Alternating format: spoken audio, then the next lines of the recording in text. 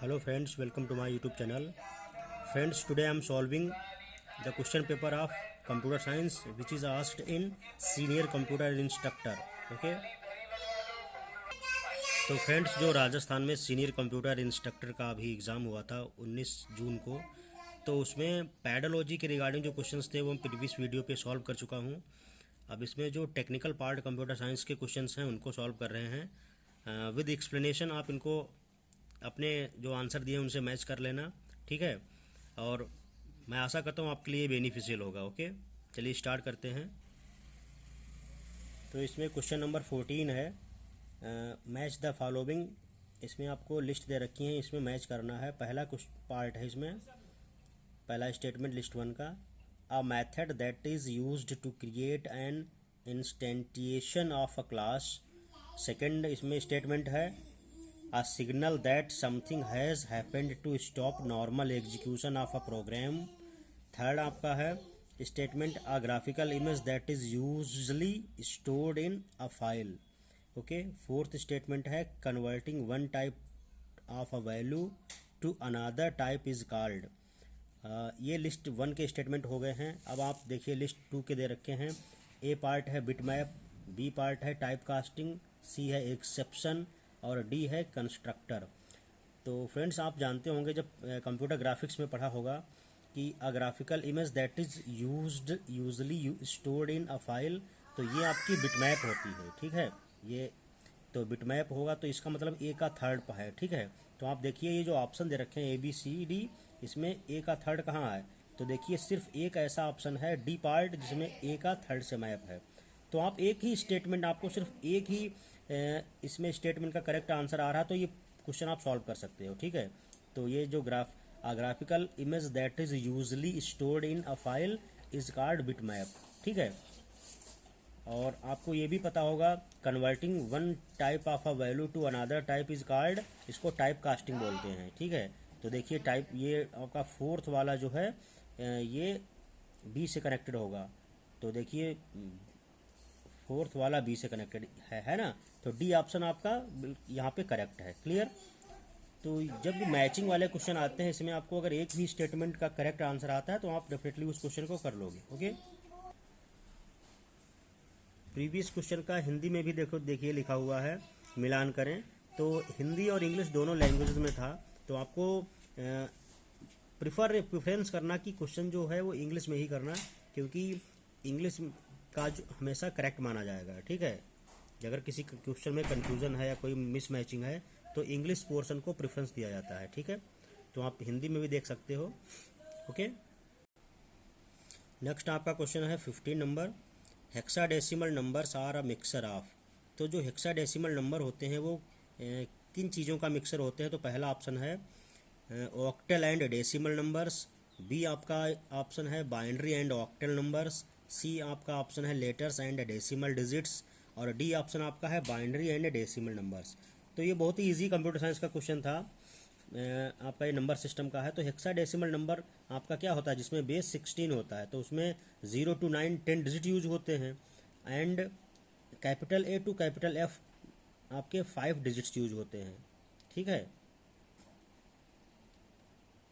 तो ये आपके 0 to 9 10 digits and capital A to capital F 6 जो आपके लेटर्स यूज होते हैं, इसीलिए इसमें बेस हमेशा क्या होता है?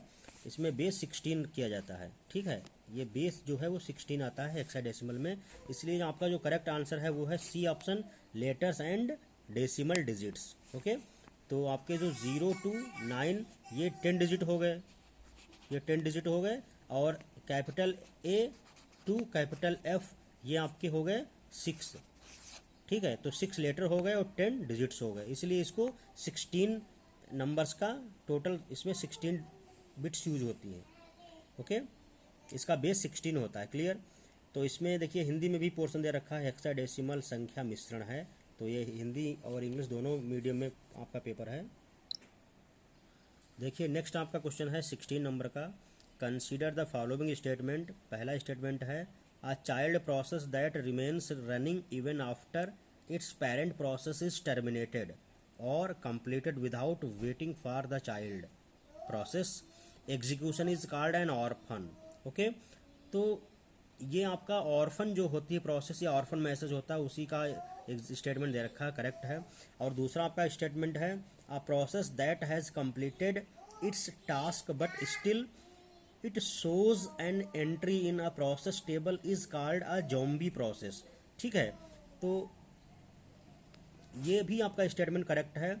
तो एक ऐसी प्रोसेस जिसका एग्जीक्यूशन कंप्लीट हो चुका है लेकिन वो अभी भी प्रोसेसिंग में दिखा रहा है, तो इसको बोलते हैं ज़ॉम्बी प्रोसेस। ठीक है, तो ज़ॉम्बी का मीन्स होता है जिसे बोलते हैं भूत प्रेत टाइप का ना, कि इंसान ख़त्म हो चुका है लेकिन फिर भी उसकी इमेज अगर वो आपको दिखता तो कहते हैं नहीं भूत प्रेत है। ऐसे ही ज़ॉम्बी वर्ड वहीं से लिया गया है कि जो है नहीं वो आपके लिए दिख रहा हो। ठीक है, तो प्रोसेस जिसका एग्जीक्यूशन कंप्लीट हो चुका है, वो अपना काम टास्क कंप्लीट कर चुकी है लेकिन स्टिल वो रनिंग कंडीशन में दिख रही है, तो वो उसको हम ज़ॉम्बी प्रोसेस बोलते हैं। ठीक है, मीन्स वो है नहीं बट उसको महसूस हो रहा है। ओके, तो इसमें आपके दोनों स्टेटमेंट करेक्ट हैं, स्टेटमेंट 1 एंड सेकेंड। क्लियर, तो ऑप्शन ए आपका करेक्ट है। इसी प्रकार से हिंदी में दे रखा है, पहला देखिए दे रखा है ऐसे चाइल्ड प्रोसेस जो अपने करेंट पेरेंट प्रोसेस के बिना तब भी रन होते रहते हैं जबकि पेरेंट प्रोसेस अपने चाइल्ड प्रोसेस के एग्जीक्यूशन के लिए इंतजार किए बिना ही टर्मिनेट अथवा पूर्ण हो जाते हैं, ऑर्फन कहलाते हैं।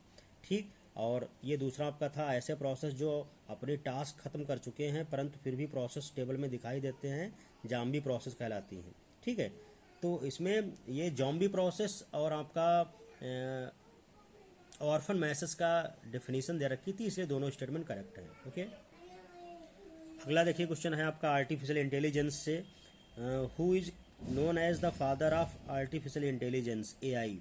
तो देखिए जो करंट 21st सेंचुरी है उसमें एआई का इरा बोला जाता है। ये जो 21वीं शताब्दी है वो टोटली आर्टिफिशियल इंटेलिजेंट ओरिएंटेड है। आप देखिए गूगल से लेके हर प्लेटफॉर्म पे आजकल एआई बहुत ज़्यादा अप्लाइड हो रही है। ओके, तो 5th जनरेशन के कंप्यूटर की प्रॉपर्टी भी है एआई। ओके, तो एआई के फादर कौन है? एआई के फादर जॉन मैकार्थी हैं। तो ऑप्शन आपका सी है, बहुत इजी क्वेश्चन है, जॉन मैकार्थी आपके फादर हैं। क्लियर, अगला क्वेश्चन आपका 18 नंबर है, ये नंबर सिस्टम से है, आपको गिवन है बाइनरी 101110.11 इज इक्वल टू। बहुत ही इजी क्वेश्चन था नंबर सिस्टम से। तो इसमें आपसे पूछा जा रहा है कि ये बाइनरी नंबर आपका इक्वल किसके है। तो आपका सबसे अच्छा आपका जो प्रोसेस है कि इसको आप बाइनरी नंबर को डेसिमल में ओपन कर लीजिए। तो देखिए ये नंबर मैंने लिखा 0, ये लिखा 101110। तो देखिए ये तो 0 वाला 0 हो जाएगा और ये आपका हो जाएगा 2, ये 2 हो जाएगा, ये हो जाएगा 4, ये 8, ये 0 होगा और ये आपका 32 हो जाएगा। तो आप टोटल ऐड कर लीजिए 32 + 8 40 + 4 44 + 2 46। तो 44 आपका दिख रहा है, 44 और किसी में है नहीं 46, तो इसलिए ऑप्शन नंबर बी आपका करेक्ट है। ठीक है, बहुत ही इजी क्वेश्चन थे। नेक्स्ट आपका क्वेश्चन है 19, which protocol layer uses the protocol SMTP HTTP FTP। तो आपका जो SMTP है सिंपल मेल ट्रांसफ़र प्रोटोकॉल, ये ईमेल स्पेशली ईमेल में यूज होती है, इलेक्ट्रॉनिक मेल में प्रोटोकॉल यूज होता है। दूसरा आपका HTTP प्रोटोकॉल है, hyper text transfer protocol is also known as heart of web. Okay, तो जब भी कभी हम इंटरनेट एक्सेस करते हैं तो उसमें HTTP protocol by default use होने लगता है। और थर्ड आपका है FTP फाइल ट्रांसफ़र प्रोटोकॉल। तो ये भी आपका फाइल जब भी हम सर्वर से क्लाइंट की तरफ या फाइल एक्सेस करते हैं तो डेटा ट्रांसमिशन में FTP डेटा ट्रांसफ़र करने के लिए FTP प्रोटोकॉल यूज होता है। ठीक है, तो ये तीनों प्रोटोकॉल आपके एप्लीकेशन लेयर के प्रोटोकॉल हैं। ठीक है, तो ये ऑप्शन नंबर आपका ए करेक्ट है। ठीक है, तो ए ऑप्शन आपका करेक्ट है। नेक्स्ट आपका क्वेश्चन है what does CSA stand for. तो ये तो बहुत ही सिंपल क्वेश्चन है, CSA की फुल फॉर्म पूछा है तो कंप्यूटर सर्विस आर्किटेक्चर इसकी फुल फॉर्म है। ओके, नेक्स्ट आपका क्वेश्चन है match TCP IP layers and protocols. तो इसमें कॉलम दे रखा है, फर्स्ट नेटवर्किंग का क्वेश्चन है। P आपका स्टेटमेंट दे रखा है transport layer, Q network internet layer, or application layer, और कॉलम आपका सेकंड में दे रखे हैं ICMP, FTP, UDP, और इसके बेसिस पे आपके ऑप्शन बना रखा है। तो हमें फ्रेंड्स पता है कि जो FTP है, फाइल ट्रांसफ़र प्रोटोकॉल, ये एप्लीकेशन लेयर का प्रोटोकॉल है, ठीक है। तो R का 2 होगा, तो देखिए R2 किस में है, सिर्फ ऑप्शन नंबर C में R का 2 है, बाकी किसी में है नहीं, इसलिए ऑप्शन आपका करेक्ट हो जाएगा C। तो बहुत ही ईजी क्वेश्चन है, आप देखिए एक ही आपको अगर पता है स्टेटमेंट तो ये क्वेश्चन आपका हो जाएगा। तो जो सीनियर कंप्यूटर इंस्ट्रक्टर का पेपर आया था कंप्यूटर साइंस से रिलेटेड, वो काफ़ी इजी था in compare to basic computer instructor, ठीक है। ऐसा लग रहा था कि क्वेश्चन फंडामेंटल के जो बेसिक में आने थे वो सीनियर कंप्यूटर इंस्ट्रक्टर वाले पेपर में मिक्स कर दिया है, ओके। नेक्स्ट आपका क्वेश्चन है, what does DDoS stands for. तो आप सबको पता है DOS का मतलब क्या होता है, डेनियल ऑफ सर्विसेज, ओके। तो डी और आपका पहले से लगा हुआ तो ये डिस्ट्रीब्यूटेड डेनियल ऑफ सर्विसेज हो जाएगा, ओके। तो ये काफ़ी इजी क्वेश्चन था, फुल फॉर्म बस पूछी जा रही थी। नेक्स्ट फ्रेंड क्वेश्चन आपका था, बहुत ही इंपॉर्टेंट क्वेश्चन है 26, इफ़ 146, ये 146 लिखा है, आप इसको हिंदी मीडियम में देख सकते हो। आपका देखिए 26 क्वेश्चन है, इसमें ये यहाँ पे लिखा हुआ है 146, देख लीजिए 146 बेस एक्स। तो 146 base X plus 313 base X minus 2 is equal to 246 base 8, ठीक है। तो आपसे पूछा जा रहा है कि इसमें एक्स की वैल्यू क्या होगी, बेस में जो एक्स है उसकी वैल्यू क्या है। ये काफ़ी इंपॉर्टेंट क्वेश्चन था, नंबर सिस्टम से कुछ रिलेटेड है। तो इसको सॉल्व करने के आपको जो सिंपल मेथड है, थोड़ा सा टाइम कंज्यूमिंग है, बट आप किसी प्रकार का क्वेश्चन आएगा इस मेथड से आप डेफिनेटली कर ले जाओगे। तो सबसे पहले हम क्या करेंगे, 246 बेस 8 है, इसकी वैल्यू निकाल रहे हैं डेसिमल में, ठीक है। इसको डेसिमल में कन्वर्ट कर रहे हैं। तो आप देखिए 246 को जब डेसिमल में आप कन्वर्ट करोगे तो 2 इंटू 8 की पावर 2 आ जाएगा। देखिए बेस 8 है और यहाँ से 0 1 2, तो 2 इंटू 8 की पावर 2 प्लस 4 इंटू 8 की पावर 1 हो जाएगा, प्लस 6 इंटू 8 की पावर 0, ठीक। तो किसी भी नंबर की जब एक्सपोनेंट 0 होता है तो वैल्यू 1 हो जाती है, ओके। तो देखिए ये आपका कितना आ जाएगा, 8 की पावर 2 है, 64 इंटू 2 128 हो जाएगा, और ये 8 की पावर 1 मीन्स 8 है, 4 इंटू 8 32 हो गया। फिर 8 की पावर 0 मीन्स 1 है, तो 6 इंटू 1 1 हो गया। तो इसको आप जब ऐड करोगे 128 प्लस 32, ये आपका 160 हो गया, प्लस 6 166। इट मीन्स जो आपका 246 बेस 8 था, ये आपका ये आपका आ गया 166, और बेस किस पे, 10 पे। तो हमने इस नंबर को बेस 10 में निकाल लिया 166, ओके। अब हम यहाँ पे देखेंगे जो आपका 146 बेस एक्स था, इसकी वैल्यू पुट करेंगे। जो आपके ऑप्शन हैं इसमें से हमने 7 की मान लो एक्स की वैल्यू रखा, वरना फिर क्या होगा, इक्वेशन बनेगी, थोड़ा सा आपको इक्वेशन सॉल्व करनी पड़ेगी। मैं वैल्यू डायरेक्ट पुट करके रख रहा हूँ। तो देखिए इसको ओपन करोगे 7 पे, तो 5 रखोगे तो आएगा नहीं, 5 रखोगे एक्स की वैल्यू, तो ये और इस पर रखोगे तो आपकी जो वैल्यू है दोनों को एडिशन करके इसके बराबर नहीं आ रही है। 7 करोगे तो आपकी डेफिनेटली आ जाएगी। देखिए यहाँ पे मैंने पुट किया है 1 इंटू 7 की पावर 2 प्लस 4 इंटू 7 की पावर 1 प्लस 6 इंटू 7 की पावर 0, तो 7 की पावर 2 ये आपका 49 हो जाएगा, इंटू में 1 है तो वही रहेगा। 4 इंटू 7 आपका 26 हो जाएगा, 28 सॉरी हो जाएगा, और 6 इंटू 7 की पावर 0 ये 1 हो जाएगा, 6 इंटू 6 ये रही रहेगा। तो फाइनली आपका हो जाएगा 49 प्लस 28 प्लस 6, ये आपका आ गया 83।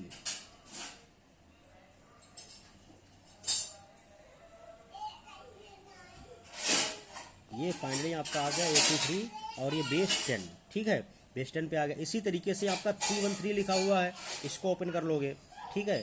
तो जहाँ पे आपका 313 लिखा हुआ है,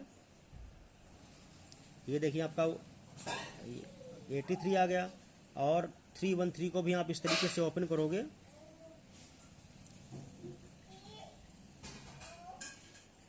तो आपका आएगा, यहाँ पे 7 था तो 7 माइनस 2 हो जाएगा, तो 3 इंटू 5 की पावर 2 प्लस 1 इंटू 5 की पावर 1 प्लस 3 इंटू 5 की पावर 0, ये हुआ। तो देखिए 3 इंटू 5 की पावर 2 ये कितना हुआ, 25 इंटू 3 75, 5 की पावर 1 मीन्स 5 हुआ, और 5 की एक्सपोनेंट 0 है तो मीन्स आपका 1 हुआ, और इंटू 3 में तो 3 हुआ। 75 प्लस 5 प्लस 3 आपका 85 कितना हुआ 83। 83 आपका बेस कितना हो गया 10, तो ये मीन्स 83 और ये भी आपका 83 आया था, तो इन दोनों को ऐड करोगे क्योंकि बेस इक्वल है तो ये आपका 166 हो जाएगा जो कि बेस 10 है। ओके, और आपका देखिए राइट हैंड साइड में 246 बेस 8 पे वैल्यू निकाले थे, वो भी आपकी 166 आई थी, इसलिए हमारा जो करेक्ट आंसर होगा वो है 7। तो एक्स की वैल्यू क्या होगी 7। इसमें देखिए थोड़ा सा टाइम कंज्यूम डेफिनेटली हो गया, बट आप किसी भी बेस पे कोई भी क्वेश्चन आएगा तो आप इस मेथड से कर ले जाओगे। आपको कोई भी बेस दे रखा हो, सबसे पहले उसको बेस 10 में ले आओ, उसके बाद आप एक क्वेश्चन सॉल्व कर लीजिए, ठीक है। इससे आपके क्वेश्चन हमेशा कोई चीज़ कंसेप्ट फार्मूला याद नहीं करना पड़ेगा और डेफिनेटली क्वेश्चन हो जरूर जाएगा। क्लियर।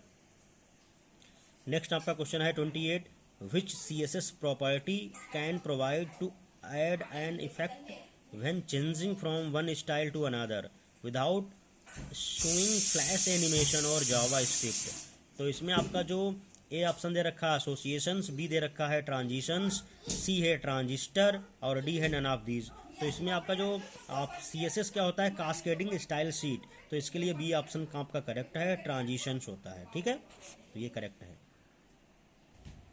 नेक्स्ट आपका क्वेश्चन है what does OS X has. तो ए ऑप्शन है मोनोलिथिक कर्नल विद नोडल्स, और बी ऑप्शन आपका है माइक्रो कर्नल, सी है मोनोलिथिक कर्नल, डी है हाइब्रिड कर्नल। तो इसमें आपका जो करेक्ट आंसर है वो है option A monolithic kernel with modules. Okay, next आपका क्वेश्चन है 30, if a process fails most operating system write the error information to a. Option A आपका है न्यू फाइल, बी है अनदर रनिंग, सी है log file, D है none of these. Okay, तो इसमें आपका करेक्ट आंसर आता है log files. Okay, option number C. आपका क्वेश्चन नंबर 31 बहुत इंपॉर्टेंट क्वेश्चन है, ये भाई ऑपरेटिंग सिस्टम का क्वेश्चन है। ये कई बार NTA नेट में पूछा गया है और इसरो का भी क्वेश्चन है। When a process is in a blocked state, ठीक है, तो ब्लॉक्ड स्टेट को एक दूसरे स्टेट के नाम से जाना जाता है, इसको क्या बोलते हैं वेटिंग स्टेट या ब्लॉक्ड स्टेट, ठीक है। When a process is in a blocked state it waits for some input output service, IO का मतलब है input output service. When the service is completed it goes to the. तो इसका कहने का मतलब है कि अगर कोई प्रोसेस ब्लॉक्ड स्टेट में है और इनपुट आउटपुट की वेट कर रही है, जब उसका वेटिंग पूरा हो जाएगा, इनपुट आउटपुट मिल जाएगा, तो उसके बाद वो प्रोसेस स्टेट जो डायग्राम है उसमें से कौन सी प्रोसेस में स्टेट में जाएगी, ठीक है। इट सिंपली मीन जब उसकी रिक्वायरमेंट इनपुट आउटपुट की पूरी हो जाएगी तो प्रोसेस कौन से स्टेट में मूव करेगी। तो इसमें आपका ऑप्शन दे रखा है टर्मिनेटेड स्टेट, दूसरा बी ऑप्शन है सस्पेंडेड स्टेट, सी है रनिंग स्टेट और डी है रेडी स्टेट। ओके, तो ऑपरेटिंग सिस्टम में 5 स्टेट होती हैं। सबसे पहले न्यू स्टेट होती है, फिर रेडी स्टेट, फिर रनिंग स्टेट और ब्लॉक्ड स्टेट, और लास्ट आपकी टर्मिनेटेड स्टेट होती है, ठीक है। तो इसमें आपका जो करेक्ट आंसर है वो है रेडी स्टेट, ऑप्शन डी। जब कोई प्रोसेस ब्लॉक्ड स्टेट में होती है, वेटिंग कर रही होती है इनपुट आउटपुट की, तो जब इनपुट आउटपुट उसको मिल जाता है तो वो रनिंग स्टेट में न जाके रेडी स्टेट में जाती है, ठीक है। बहुत स्टूडेंट्स में कंफ्यूज हो जाते हैं, बट याद रखना कि रेडी स्टेट आपका करेक्ट आंसर होगा, क्योंकि रेडी जब वेटिंग स्टेट में प्रोसेस है तो उसको जब रिसोर्स मिल जाएगा तो ऑलरेडी कोई प्रोसेस रन हो रही होगी, रनिंग स्टेट में होगी, तो वेटिंग से रनिंग में ब्लॉक्ड स्टेट या वेटिंग स्टेट से सीधे रनिंग स्टेट में नहीं जा सकती, क्योंकि ऑलरेडी प्रोसेसर किसी प्रोसेस को एग्जीक्यूशन में कर रहा होगा, ठीक, तो वो रेडी स्टेट में जाएगा। उसके रेडी स्टेट के बाद तो फ्रेंड्स ऑपरेटिंग सिस्टम का ये बहुत ही इंपॉर्टेंट क्वेश्चन था, इसमें करेक्ट आंसर आपका रेडी स्टेट आता है, ठीक है। नेक्स्ट आपका क्वेश्चन है जावा का 33rd क्वेश्चन आपका है which of the following is not a type of constructor. तो आपके इसमें ऑप्शन दे रखा है कॉपी कंस्ट्रक्टर, बी है फ्रेंड कंस्ट्रक्टर, सी है डिफ़ॉल्ट कंस्ट्रक्टर और डी है पैरामीटराइज्ड कंस्ट्रक्टर। तो इसमें श्योर तो नहीं, बट ऑप्शन ए करेक्ट लग रहा है, कॉपी कंस्ट्रक्टर नहीं होता है, ठीक है। इसमें आपसे पूछा जा रहा है कि नॉट अ टाइप ऑफ, तो इसमें से कौन सा नहीं है। ओके, नेक्स्ट आपका क्वेश्चन है 34 how many types of polymorphism are supported by C++। तो C++ दो प्रकार के पॉलीमॉर्फिज्म सपोर्ट करता है। पहला है रन टाइम पॉलीमॉर्फिज्म और सेकेंड है कंपाइल टाइम पॉलीमॉर्फिज्म। तो ऑप्शन आपका बी करेक्ट है। ठीक है, अगला आपका क्वेश्चन है 35 dash dash is an indirect measure of software development process. पहला ऑप्शन है कॉस्ट, दूसरा है इफर्ट अप्लाइड, सी है इफिशियंसी, डी है ऑल ऑफ द एबव। ठीक है, तो इसमें आपका जो करेक्ट आंसर है वो है D, all of the mentioned. ठीक है, नेक्स्ट आपका क्वेश्चन है जो हिंदी में दे रखा है। नेक्स्ट आपका 36 क्वेश्चन है what is the another name for the circuit Q among the following options. तो जो आपका सर्कुलर क्यू होता है, सॉरी सर्किट नहीं सर्कुलर क्यू होता है, उसका दूसरा भी नाम क्या है? तो पहला ऑप्शन है स्क्वायर बफर, बी है रेक्टेंगल बफर और सी है रिंग बफर। तो ये आपका सी ऑप्शन है रिंग बफर, यही करेक्ट है। सर्कुलर जो आपका क्यू होता है उसमें क्या होता है, इस प्रकार से क्यू बनता है, इस प्रकार से आपका जो एरे होता है उसमें फर्स्ट और लास्ट सेम बन जाता है कि ठीक है, तो वो सर्कुलर क्यू कहलाता है। इसको रिंग बफर भी कहते हैं। क्लियर, तो ऑप्शन आपका सी करेक्ट है। सिंपल आपका क्यू इस प्रकार से होता है। ओके, ये आपका क्यू है, यहाँ पे आपकी इंडेक्सिंग 0 1 2 इस प्रकार से डिनोट की गई। इसी प्रकार से अगर हम इसको सर्कुलर में मीन्स इसको कनेक्ट कर दिया जाए इससे, तो ये सर्कुलर आपका क्यू बन गया। ठीक है, इसी को रिंग बफर कहते हैं। नेक्स्ट फ्रेंड क्वेश्चन आपका है 37 dash dash specification is also known as SRS document. तो SRS का मतलब होता है सॉफ्टवेयर रिक्वायरमेंट स्पेसिफिकेशन। तो श्योर इस क्वेश्चन तो नहीं, बट वाइट बॉक्स टेस्टिंग इसका जो वाइट बॉक्स है टेस्टिंग वो इसका करेक्ट आंसर है, मीन्स ऑप्शन ए आपका करेक्ट है। ओके, क्वेश्चन नंबर आपका 38 है, काफ़ी इंपॉर्टेंट क्वेश्चन है, बहुत ही ईजी है। सीनियर कंप्यूटर इंस्ट्रक्टर में ऐसे क्वेश्चन कुछ थे जो फंडामेंटल ओरिएंटेड थे, वो तो आप देख के ही लगा सकते थे। क्वेश्चन आपका 38 बहुत ही ईजी है। Which of the following principle does queue uses. Means कहने का मतलब है कि जो आपका क्यू डेटा स्ट्रक्चर होता है वो किस प्रिंसिपल पे काम करता है, वो फीफो प्रिंसिपल पे काम करता है, फर्स्ट इन फर्स्ट आउट। अगर आपसे स्टैक पूछा गया होता तो लिफो आता, last in first out. Okay, बहुत ईजी क्वेश्चन था। अगला आपका क्वेश्चन है क्वांटाइजिंग नॉइज अकर्स इन। तो पहला है PCM, बी आपका बी ऑप्शन है TDM, सी है FDM। तो ये फ्रीक्वेंसी डिविजनल मल्टीप्लेक्सिंग है, इसी से रिलेटेड है, ऑप्शन सी करेक्ट है।